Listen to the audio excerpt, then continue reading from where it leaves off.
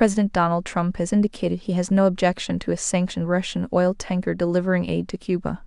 That's despite ongoing U.S. sanctions. The tanker Anatoly Kolotkhin, carrying approximately 730,000 barrels of oil, has arrived at the port of Matanzas in Cuba. The shipment aims to alleviate Cuba's severe energy shortages, which have caused frequent blackouts and shortages of basic resources.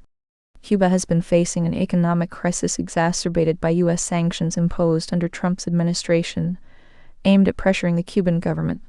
Russia's decision to send the tanker highlights the complex geopolitical dynamics at play. Moscow's move to assist Cuba comes at a time when the island nation is under significant strain, with the U.S. blockade deepening its economic and energy crises. While the shipment could provide temporary relief, experts say it is unlikely to significantly alter the political situation in Cuba. The United States has maintained a strict stance against the Cuban government. This latest development is seen as a diplomatic challenge for both the U.S. and Russia. NASA is gearing up for the launch of the Artemis Roman 2 mission, set to orbit the Moon in the coming days. This mission marks a significant step in the agency's plan to establish a long-term presence on the lunar surface and pave the way for future Mars missions. Key objectives of the mission include testing critical technologies and securing valuable lunar resources, such as rare earth elements, metals, and water. These resources are crucial for sustaining human life and operations in space. The mission is estimated to have cost $93 billion to date, reflecting the extensive research and development involved. Strategically, the mission is driven not only by scientific goals, but also by competition in the space race. China's rapid advancements in lunar exploration pose a challenge, with both nations aiming to secure lunar real estate. The strategic importance of controlling lunar resources is a key driver for this initiative. Technological advancements from the Artemis missions will inform future Mars missions, targeted for the 2030s. NASA aims to use the Moon as a test bed for the technologies needed to support human life on Mars. This includes air and water generation, power supply, habitat construction. The Artemis Roman 2 mission underscores the enduring importance of lunar exploration in advancing scientific knowledge and technological capabilities, setting the stage for future human space endeavors. The Supreme Court is set to review President Trump's claim that the Constitution does not guarantee birthright citizenship.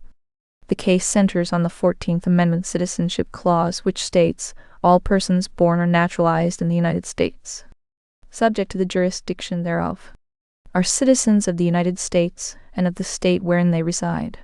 Critics argue that the clause guarantees citizenship to all individuals born on U.S. soil, regardless of their parents' immigration status. The amendment was ratified in 1868 to ensure citizenship rights for former slaves. Now it's part of a broader debate on immigration policies and constitutional interpretation. The decision could have significant implications for immigration law and the status of children born to undocumented immigrants. The Supreme Court is expected to hear the case in its upcoming term. Delays continue to plague major U.S. airports as a result of ongoing congressional funding disputes.